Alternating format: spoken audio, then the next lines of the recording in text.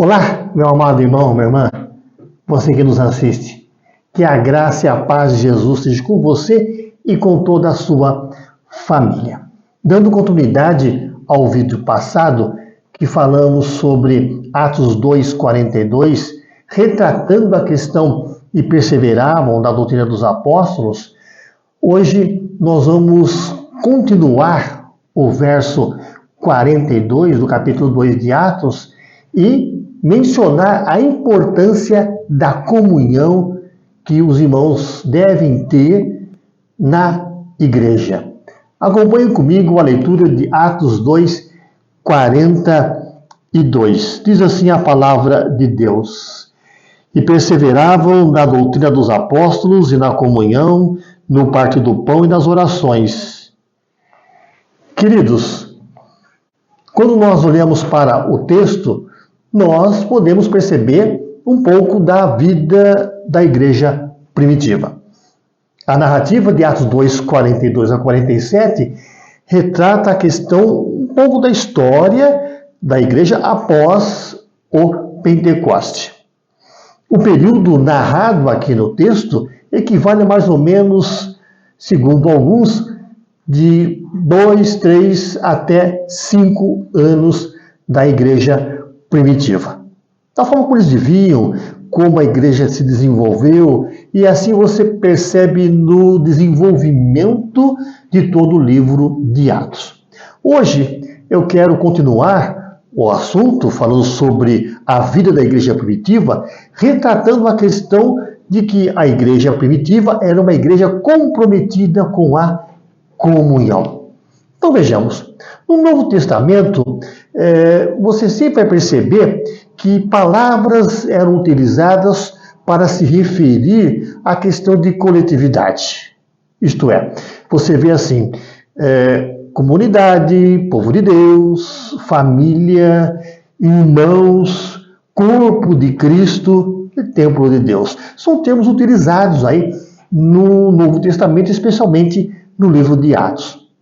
A palavra perseverar, de acordo com como nós acabamos de ler, quer dizer conservar-se firme, isto é, ficar constante, ir até o fim, sem se deixar demover ou se abalar.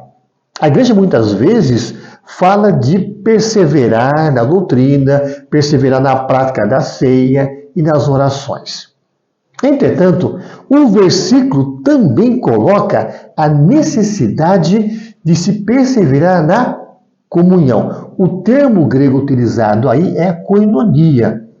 E quando se fala de comunhão, é uma questão de grande desafio. Viver em comunidade, relacionar-se interpessoalmente, muitas vezes traz os seus desafios.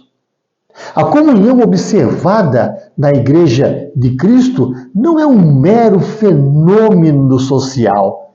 É o resultado da ação do Espírito Santo na vida daqueles que receberam e recebem a Jesus como único e suficiente Salvador em suas vidas. A comunhão faz parte da natureza da igreja. A palavra comunhão, isto é, koinonia, significa compartilhar ou manter as coisas em comum. É a partilha de alegrias e também de tristezas. É andar com os outros de maneira que somos mutuamente encorajados, edificados, exortados e consolados. Quando participamos de uma igreja séria, que tem a palavra de Deus como foco, nós somos edificados, somos amparados, somos consolados. Nós temos prazer em participar junto com os demais irmãos. Nós entendemos assim, que ao olhar para o texto, existem alguns frutos dessa comunhão. Com o passar do tempo, com o ajuntar dessas pessoas, desses cristãos, frutos vão surgindo. E eu vou destacar apenas alguns. Por exemplo, o que ocorre, o que surge com a comunhão? Primeiro fator, temor a Deus. A verdadeira comunhão frutifica. Isto é, a igreja vai crescendo cada vez mais, porque ela está debaixo do temor de Deus, da ação de Deus, levando o adorador a um santo temor a Deus. É o que diz o texto Atos 2,43. Em cada alma havia temor. Um outro fruto que eu observo é a questão de que na igreja primitiva ocorriam sinais e maravilhas. Isto é, não só curas e milagres. Curas e milagres também surgem, aparecem dentro das igrejas. É o Deus agindo no meio do seu povo. Essas questões não só ocorreram no passado, mas também ocorrem ainda nos dias de hoje.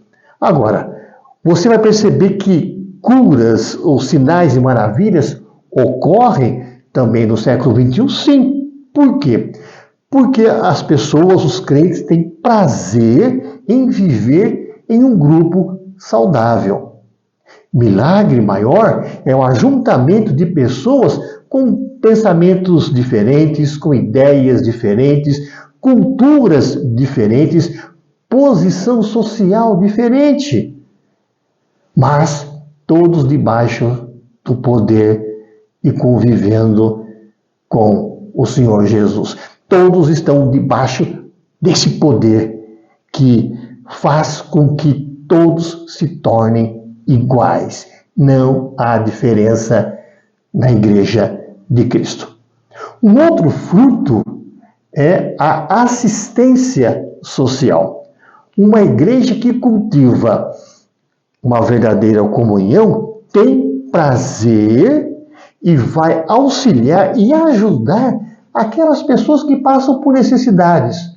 Não só porque você é crente que as coisas serão as mil maravilhas ou um mar de rosas. Problemas ocorrem, crises ocorrem. E muitas vezes famílias passam por dificuldades devido a determinados problemas. E aí entra a ação social da igreja, em que ela estende a sua mão para ajudar aquela família que tanto necessita. Um outro fruto é o crescimento. Uma igreja que cultiva e não se acha dividida, ela cresce. E todos os dias acrescentava o Senhor à igreja aqueles que haviam de se salvar. Interessante é que Deus age de uma certa forma em que ocorre crescimento por causa do testemunho e da vida que os cristãos levam num mundo tão difícil e dominado pela ação do mal. Um último fruto seria a adoração. A igreja primitiva era também uma comunidade de adoradores, pessoas que adoravam a Deus. Diz o texto de Atos 2,47, louvando a Deus e caindo na graça de todo o povo. Sim, a igreja que louva a Deus jamais deixará de ser reconhecida, mesmo por aqueles que não concordam com Deus, discordam da igreja, são ateus ou não querem saber de nada, vão reconhecer que existe um grupo sério que adora, que busca, que tem um compromisso com a pessoa de Deus. Entendemos que Deus se alegra com a comunhão do seu povo, pois é na comunhão que os membros da igreja se mostram satisfeitos com a presença de seus irmãos e a felicidade em cultuar a pessoa de Deus. Comunhão na igreja é festa. E ficamos extasiados, felizes, pelo simples fato de estarmos juntos com os nossos irmãos. A comunhão é fator importante pois aqueles que conhecem a Deus perceberão nas vidas dos cristãos que vale a pena viver com pessoas saudáveis. Vivemos num mundo em que determinados assuntos e posicionamentos causam ojeriza. Há determinados assuntos que ouvimos, isso acaba causando um grande mal aos nossos ouvidos, aos nossos corações. A comunhão tem por objetivo fazer o mundo um pouco melhor. Pessoas que não gastam tempo com coisas que não levam a nada. Tem muita gente perdendo tempo. E quem perde tempo não tem nada para oferecer às outras pessoas. A comunhão com Deus agrega outros no convívio da igreja. A igreja cresce. Por isso, é um desafio enorme de cada membro da igreja que tem que ter em mente que é necessário a presença, a comunhão, o frequentar a casa de Deus. Deus abençoa quem vive em comunhão. Deus se alegra com os seus filhos. Deus se alegra com todos aqueles que o buscam verdadeiramente, genuinamente. E Deus se alegra quando nós nos reunimos em torno da palavra dele, ouvindo a orientação dele, e assim a igreja vai crescendo de forma saudável.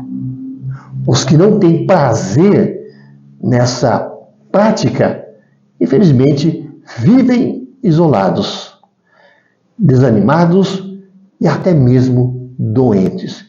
O pior, não cumpre a palavra de Deus. Participe de uma igreja séria, comprometida com a palavra de Deus, e que os seus membros, os seus participantes, venham a viver em comunhão. É assim que a palavra de Deus nos orienta. E todos aqueles que estiverem debaixo dessa grande bênção chamada igreja, unidade, comunhão, serão abençoados pelo Deus eterno. Eu quero orar com você. Pai eterno, muito obrigado porque nós temos a oportunidade em viver numa igreja que está caminhando de acordo com as suas orientações. E Pai querido, no mundo em que nós vivemos, nós te pedimos para que o Senhor nos ajude a vivermos em comunhão. Necessitamos de Ti. O mundo jaz no maligno. Por isso, rogamos, ó Pai, que o Senhor continue amparando, sustentando, fortalecendo e criando este vínculo entre os irmãos da igreja. Cremos que através dessa comunhão, muitos poderão chegar até os teus pés. Oramos e o fazemos em nome de Jesus. Amém.